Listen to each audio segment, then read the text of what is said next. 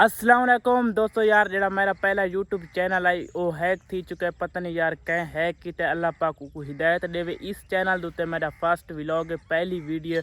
सारा भरावान ने भरपूर सपोर्ट करनी है। जिन्होंने भाइयों पता नहीं था, पहला मेरा यूट्यूब चैनल लूठर स्टार के नाम तो आई माशाल्लाह। उनके 1200-1300 सब्सक्राइबर हैं। चैनल मोनेटाइज है, $100 कंप्लीट है।